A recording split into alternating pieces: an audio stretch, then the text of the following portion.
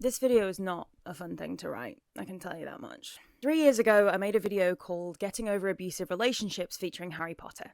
It was right after Joanne posted the open letter to her blog where she blames her alleged transphobia on things that aren't relevant in an attempt to garner sympathy. And as a lifelong fan of Harry Potter, I was really conflicted about my love of the show and my complete disavowal of her beliefs. In the video, I compared choosing to give up your love of Harry Potter with giving up things that you loved that your abuser had given you or introduced you to. And now that I don't talk to my father anymore, my relationship with a lot of these things has become somewhat rocky. Some things, like the music we listen to and the shows we watch together, are so connected to my memories of him that it will probably take me years to get over.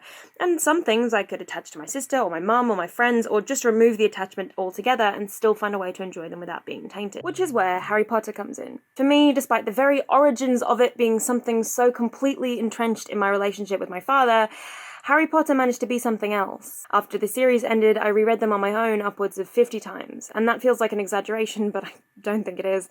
And somehow they became more than just a thing me and my father shared. So what am I supposed to do? You can't unread a book series. You can't unremember the happy memories it gave you. Just like I can't erase the happy memories with my dad. And why would I want to?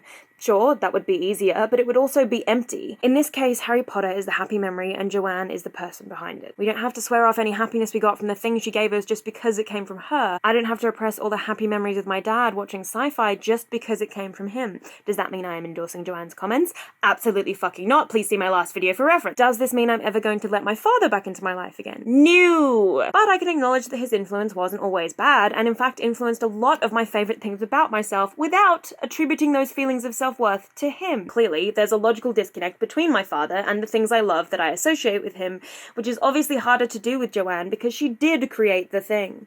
But while she can still claim kudos for the creation of the thing, we can still objectively remove the thing from everything that has happened since. Just as you could spend a lot of your time arguing with people still supporting Joanne on Twitter and never get anywhere, it's a lot of emotional labour for very little payoff. J.K. Rowling is insanely rich, and she still has fans. Your approach to the situation is the only one you have control over. The feelings you have about her creation are not hers and can be disconnected from her, just as the feelings I have about my dad introducing me to something can be disconnected from him. Your love of Harry Potter does not belong to J.K. Rowling. The copyright might, but your feelings do not. So here's my takeaway. You don't have to let Joanne's beliefs affect your own feelings on the series. She can't retroactively go back and tarnish how it affected you growing up, how it made you feel like you belonged no matter who you were, regardless of how hard she's trying. That's something that only you can decide. Are those opinions so entrenched in the series that you can't bear to look at them anymore, or is it enough to just hold on to the parts of the books you enjoy? Like walking away from an abusive relationship, it's not a question with a single right answer. It's an emotional process, one that could take a long time and will probably involve some swaying back and forth. Like Harry Potter living in the cupboard under the stairs, the Dursleys can only hurt you for so long. Someday you can kick down that door and move on, whether you take the magic of Hogwarts with you or not. And I think I was wrong. Don't get me wrong, I think that at the time I was right.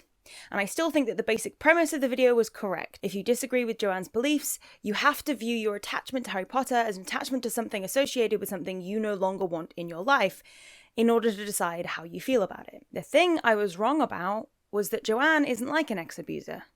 She's not somebody that we've all collectively walked away from and have decided is awful. She's a very powerful woman who I believe is using that power over a marginalised part of society because of her own prejudices. Allegedly, of course, because Joanne is very liberal with her lawyers and what she finds personally disrespectful, and she will cease and desist anybody who calls her transphobic or a TERF or claims she's not as nice as she thinks she is. So, I'm going to separate this into provable facts and my opinions about those facts. It is a fact that in 2020, J.K. Rowling wrote an open letter detailing her personal feelings about trans people. It is a fact that J.K. Rowling has publicly aligned herself with these people who are openly transphobic. It is a fact that she has used her influence to lobby Scottish politics against the proposed gender identification bill and publicly supported protests of it that her friends Maya Forstater and Helen Joyce attended. It is a fact that she has openly threatened people who accuse her of being a TERF and having sympathetic views of Nazi ideology with legal action. Those are indisputable facts, ones that she would tell you herself. It is my opinion that all of these things make her, at the very least, not an ally to the trans community. I doubt she'd argue with me on that front. Joanne has a very hate the sin, not the sinner approach to trans people, which she seems to think absolves her of transphobia because she doesn't hate individual trans people and can acknowledge that individual people might have been through hard times, but opposes the concept of transitioning and identifying as another gender ideologically and politically. Definition of transphobia is a persistent negative attitude, feelings, or actions towards transgender people or transness in general. This can include fear, aversion, hatred, violence, or anger towards people who do not conform to social gender expectations. She is actively campaigning for trans rights to be restricted, so I'm not sure what she personally would call herself while doing that, but I also don't care. This is about me and my perception of her actions and how I personally feel about it. Me. Just me. This is not an accusation or an attempt to slander Joanne. This is just the heartbroken ramblings of an old superfan who's hanging her cap up for the last time. Because it's impossible for me to remain a fan of the works, even separate to the author, when that author is continuing to do things which do not align with my personal morals or sense of responsibility, especially because of how trans people are perceived in the world at the moment. As an extension of the wider discourse online, trans people are once again becoming a punching bag for the internet, and particularly for right-wing grifters. Twitter has become a cesspool of transphobia and homophobia, more so than it was before, and trans hate crimes have gone up in the last few years, rather than down, which is where they were trending before. Now, is all of this Joanne's fault? No. I would not like to be sued by her, and therefore I will not be blaming her for anything to do with the wider trans panic happening online since her transition to trans-exclusionary radical feminism. Since her decision to identify as somebody who is uncomfortable around trans people. However, her continued outspokenness regarding her opinions about trans folk does affect my opinion of her. So I'd like to make clear again that everything in this video is simply my opinion and what my thoughts are surrounding both trans people and Joanne. We good? Okay. Trans people are normal. That isn't up for debate. They've been around about as long as the concept of gender has existed across every continent and culture, and they're not even abnormal by species because there are plenty of animals that change their gender or reproduce asexually or a number of other things that TERFs consistently argue is wrong or grooming or whatever else. It's okay to not understand trans people. It's okay to be put off or unnerved by the concept of transness if it's something you've never had to deal with before. Humans aren't good at dealing with things they don't understand. But where TERFs cross from normal to not is in their decision to make that fear and uncomfortability everybody else's problem. Non-binary people fall into this too, by the way.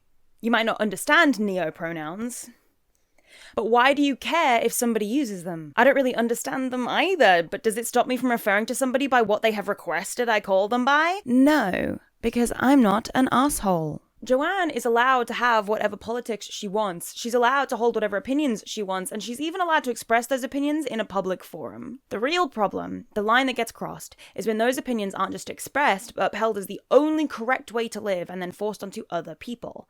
Contrary to what right-wing grifters online would have you believe, trans people aren't forcing every cis person to transition, they're not grooming kids, and they're not a plague on the earth. They're just normal people, wanting to dress and act and live the way they want without being attacked for it. As is their right. As is everybody's human right. I didn't wade into the Hogwarts Legacy game discourse because enough of my favourite YouTubers did it for me, but as a queer, genderqueer person with a lot of trans and non-binary friends, obviously I fell on the don't buy this game side of the discourse. This is upheld in my original video where I talk about no longer wanting to buy new merch but still wanting to hold on to the stuff I already owned. But honestly, it might be time to throw out the baby with the bathwater, because that baby is actually a bottle of poison disguised as a baby, so more people will try to save it. By not throwing out the bathwater because we're afraid of upsetting the baby, we're allowing that tub to stagnate and the fumes are starting to fill the house. In the last 5 years, vitriol against trans people has gotten exponentially worse. Hate crimes have gone up, other members of the LGBTQ+ community have also started being targeted more, and more people are willing to openly state bigoted views in public without fear of repercussion. So, obviously I went to look up statistics for the vitriol against trans people so that I had evidence for my claims, because for some reason I need to have evidence for the things that I'm talking about, because I care about getting it right and the truth. And I found an Excel sheet released by the Met Police about transphobic hate crime data between September of 2001 and February of 2022. And there were a couple of years where it kind of spiked, got up to 17, 20. But in 2021, it spiked everywhere. Like, 2020 was pretty bad. In 2021, it, like, doubled. That's so upsetting. That's so awful. God, it makes me so angry. Like, it's one thing to know and to see the vitriol against trans people get worse online, but to know that, like, actual hate crimes are getting worse. To see it with my eyes, to look at a statistic released by the police, who it's not like they're exactly on trans people's side either, but to know that that's there, that's evidence that's out there, and people are still online, TERFs are still online, being like, trans people are the problem. I'm so angry. What used to be branded as hate speech has now become, well, just because somebody's opinion is different to yours, you can't shut them down. And while I understand where that comes from, and I disagree with the concept of censorship as a whole, I do not believe censorship applies to hate speech. And I say this not just because I think we should start punching Nazis again, but because the moment we started debating whether or not punching Nazis was okay, they started to infiltrate the mainstream. The moment we remove the hard line we've drawn between decency and fascistic oppression, that oppression starts to worm its way in because, well, he might be saying slightly racist things, but he's entitled to those opinions, and as long as he doesn't go out and attack people, we can't fault people for having differing opinions. Hey, look at me. Racism, homophobia, transphobia, and ableism aren't just buzzwords the woke media uses to oppress you. And if you think they are, I hate to inform you of this, but you're on the side of the oppressors. The Nazis hated gay people, trans people, disabled people, autistic people, Jewish folks, and people of color. And if you also hate those things, you're aligning yourself with the wrong side of history. And you can argue with me about that all you like, but that doesn't make it less ideologically true. I know it doesn't feel nice for people to lump you in with what we all perceive as bad, but maybe you should think about that the next time you compare a queer person to a groomer. People like to say, it's just my opinion, as if that absolves them of anything. It doesn't. Your opinion is bad. Congratulations. Because opinions don't stay that way for long. Once an idea becomes mainstream enough, it starts to affect crowds of people, and people in power, and eventually policy. And that's where it becomes truly dangerous. The same way that American right-wing politicians' total disregard for people with uteruses and bodily autonomy has directly led to the loss of abortion rights. Fascism doesn't happen overnight. It's a slow trickle, and it's insidious, and often people don't realize they've started to participate in it until it's too late. People living in Germany in the 30s and 40s didn't all consciously think of themselves as Nazis, even if they were participating in that exact behavior. I'm not calling anybody a Nazi, by the way. All I'm saying is, if you're uncritically saying that an entire faction of society should be removed or erased or otherwise downtrodden in order to make yourself feel more comfortable, you're sitting at a table with Death Eaters, not Dumbledore's army. You might be cishet.